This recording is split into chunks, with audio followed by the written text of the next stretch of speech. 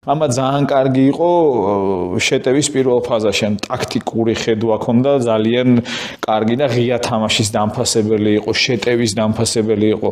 ნაკლები ყურადღება ჰქონდა, ნაკლებად, ანუ აქცევდა ყურადღებას ფიზიკურ ამაში არ იყო ფიზიკური მომზადება, სირბილი, ესეთი რაღაცები, აი პასი, სად როგორ უნდა შეუტიო, ვინსად გაამწვავოს, იმიტომ რომ იდეები, რომლებსაც ამბობდა მაშინ მახსოვს, თანამედროვე რაგბია. თანამედროვე რაგბია აბსოლუტურად. ოღონდ როგორ რაღაცას იძახდა, ნახე.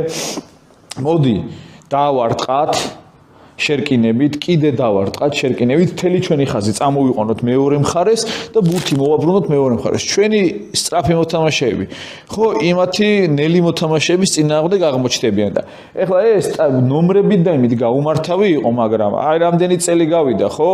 რაც ეს ამას ამბობდა და სულ მახსოვს 3 დარტყმა მოbrunება, 2 დარტყმა დღესაც ამას თამაშობს ყველა, დღესაც ეგ არის რომ შექმნა შეტევისთვის კარგი არათანაბარი სიტუაცია, რომ იქ იყოს შეიძლება ვერ შექმნა მეტობა, მაგრამ სივრცეში დატოვა თქვა ჩენი 15 იმათ პირველი ნომრის წინააღმდეგ და დღეს არის ხომ დაარტყავენ მოაბრუნებენ, დაარტყავენ მოაბრუნებენ. ეგეთი რაღაცები ქონდა ძალიან მაგარი.